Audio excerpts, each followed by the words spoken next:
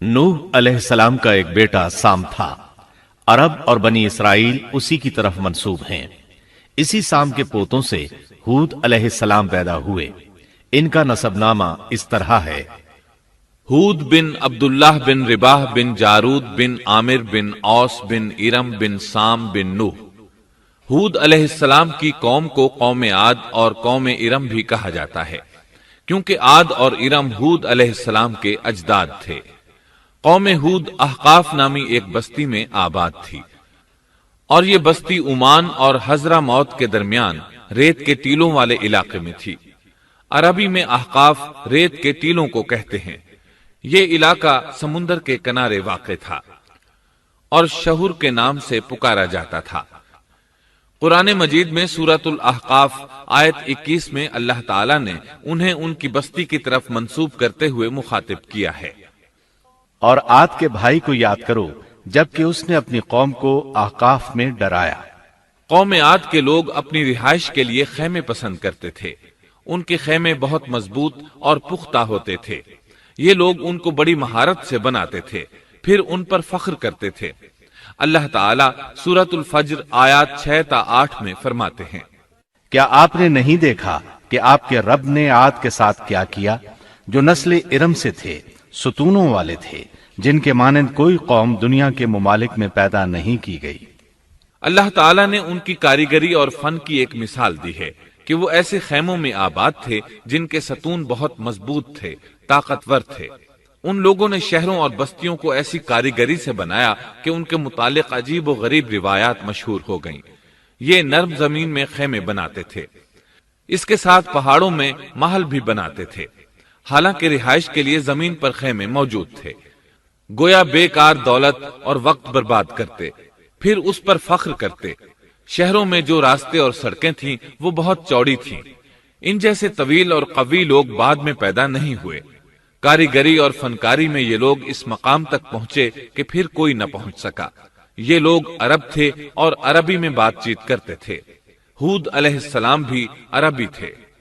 اسماعیل علیہ السلام سے پہلے کے عرب باشندے عرب عاربہ کہلاتے ہیں۔ ان کے مشہور قبائل یہ ہیں: عاد، سمود، جرہم، امیم، قحطان اور مدین وغیرہ۔ ابراہیم علیہ السلام کی اولاد میں اسماعیل علیہ السلام کے بعد آنے والے لوگ عرب مستعربہ کہلاتے ہیں۔ اسماعیل علیہ السلام عربی نہیں تھے، کنعانی تھے۔ جب ابراہیم علیہ السلام اسماعیل علیہ السلام کو مکہ معظمہ میں چھوڑ آئے اور اسماعیل علیہ السلام نے عربوں سے میل جول قائم کیا تو ان سے عربی سیکھ لی اور اس میں بہت مہارت پیدا کر لی، یہاں تک کہ آپ کو عرب کا فصیح کہا جانے لگا۔ اہل عرب میں فصاحت و بلاغت آپ ہی سے آئی۔ رسول اللہ صلی اللہ علیہ وسلم بھی اسی انداز میں فصیح و بلیغ عربی میں بات کرتے تھے۔ طوفان نوح کے بعد جب دوبارہ لوگوں کو پیدا کیا گیا تو وہ ایک مرتبہ پھر ان بستیوں میں رہنے کے لیے چلے گئے جہاں نوح علیہ السلام رہا کرتے تھے۔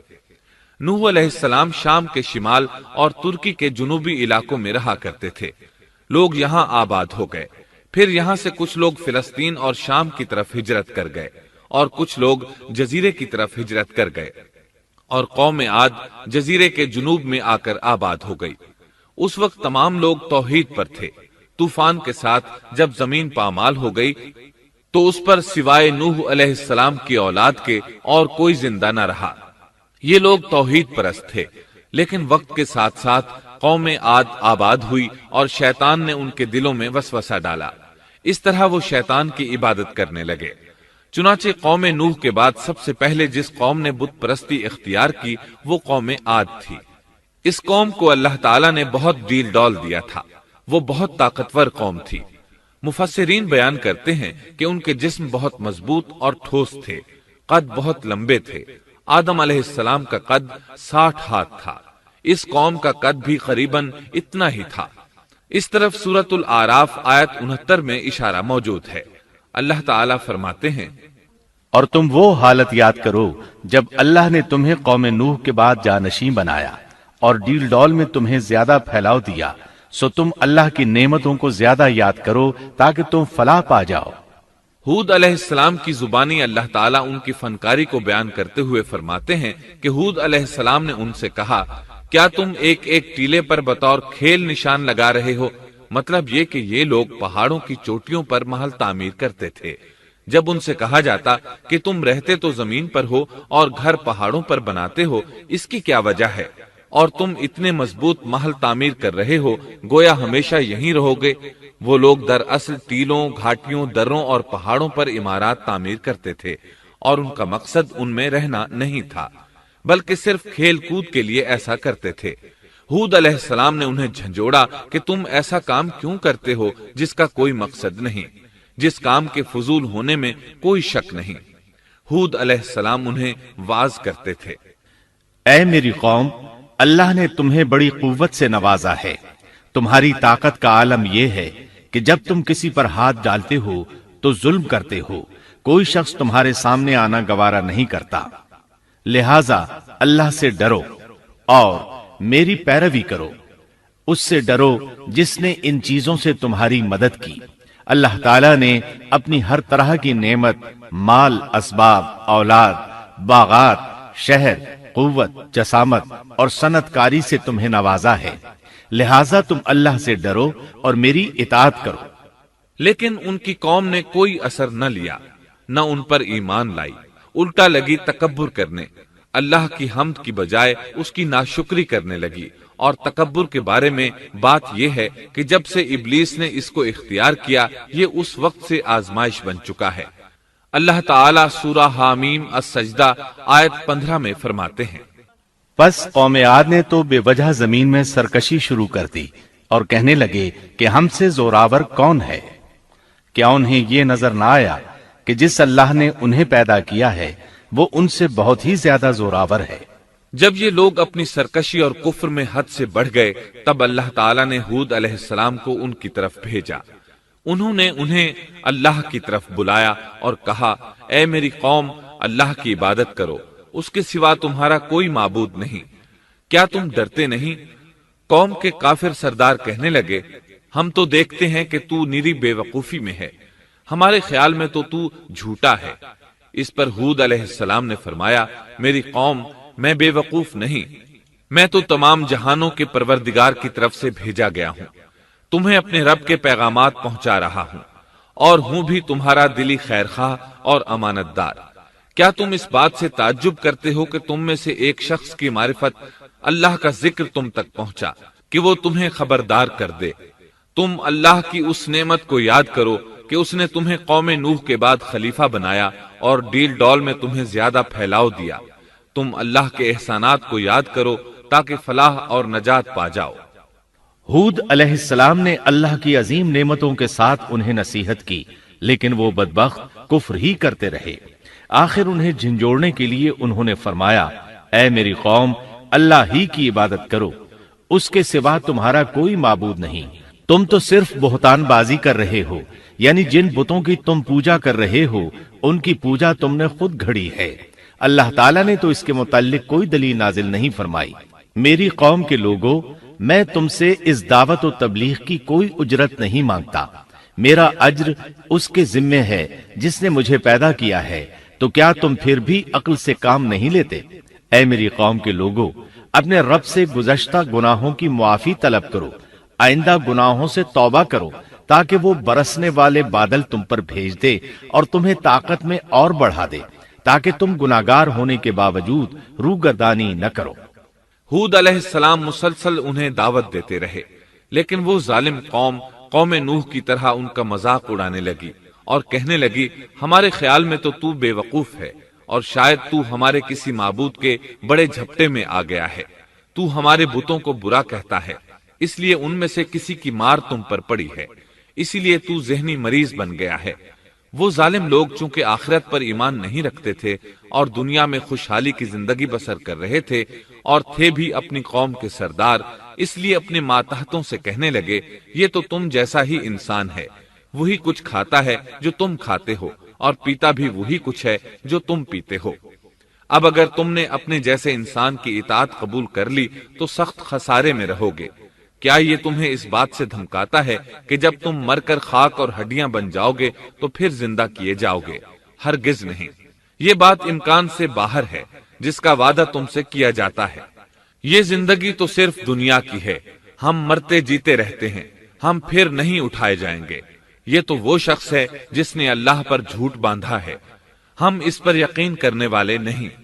ہود علیہ السلام انہیں دعوت دیتے رہے یہاں تک کہ ان کی قوم نے واضح طور پر کہہ دیا کہ آپ ہمیں واز سنائیں یا نہ سنائیں، ہم تو اپنی روش نہیں چھوڑیں گے، یہ تو پرانے لوگوں کا دین ہے۔ اس طرح قوم انہیں مسلسل جھٹلاتی ہی رہی۔ آخر ہود علیہ السلام نے بھی انہیں کھلم کھلا دھمکی دی اور فرمایا، لوگوں سنو، میں صرف تمہیں ہی نہیں اللہ کو بھی گواہ بنا کر اعلان کرتا ہوں کہ اللہ کے سوا جس کی عبادت ہو رہی ہے میں ان سب سے بری طرح بیزار ہوں۔ اب تم ہی نہیں اپنے ساتھ اوروں کو بھی بلا لو اور اپنے ان سب جھوٹے معبودوں کو بھی بلا لو، اور تم سے جو ہو سکے مجھے نقصان پہنچا دو، مجھے کوئی مہلت نہ دو، نہ مجھ پر ترس کھاؤ۔ یہ فرمانے کے بعد انہوں نے اللہ سے دعا کی، اے پروردگار، ان کے جھٹلانے پر تو میری مدد فرما۔ اللہ کی طرف سے آپ کو جواب ملا، یہ تو بہت ہی جلد اپنے کیے پر پچھتانے لگیں گے۔ اللہ کے نبی کا انکار کرنے، اس سے بغض رکھنے اور اس کا مذاق اڑانے والوں کا انجام کیا ہوا؟ اللہ نے انہیں ایسے زناٹے کی آندھی سے تہس نہس کیا کہ جس کی تاریخ میں مثال نہیں ملتی۔ اللہ نے ان سے بارش روک لی، اس سے خشک سالی کی کیفیت پیدا ہو گئی، درخت اور پھل ختم ہو گئے، وہ لوگ بارش کی خواہش کرنے لگے۔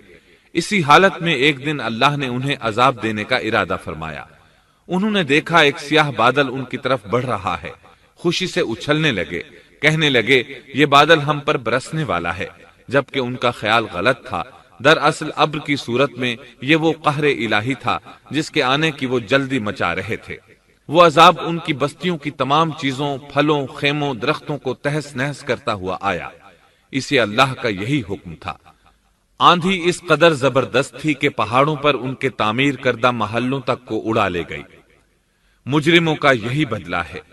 اللہ تعالیٰ سورۃ الزاریات آیت 41 اور 42 میں فرماتے ہیں، اسی طرح عادیوں میں بھی ہماری طرف سے تنبیہ ہے، جبکہ ہم نے ان پر خیر و برکت سے خالی آندھی بھیجی، وہ جس چیز پر گرتی تھی اسے بوسیدہ ہڈی کی طرح چورا چورا کر دیتی تھی۔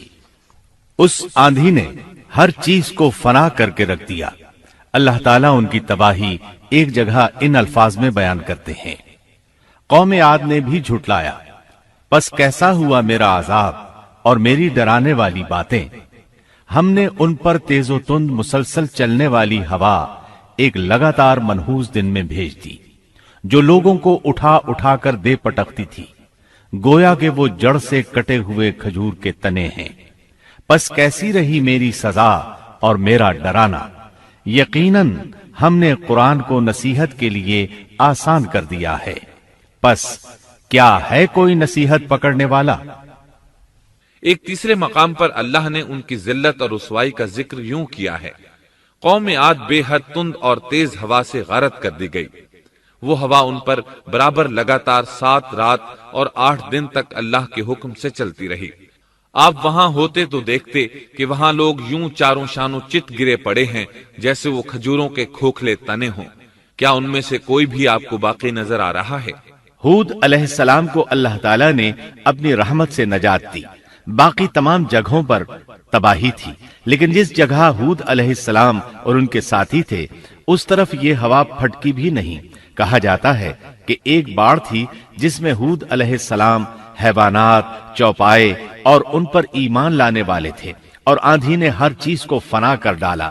اللہ تعالیٰ سورہ آراف آیت 72 میں فرماتے ہیں، غرض ہم نے انہیں اور ان کے ساتھیوں کو اپنی رحمت سے بچا لیا اور ان لوگوں کی جڑ کاٹ دی جنہوں نے ہماری آیتوں کو جھٹلایا تھا اور وہ ایمان لانے والے نہ تھے۔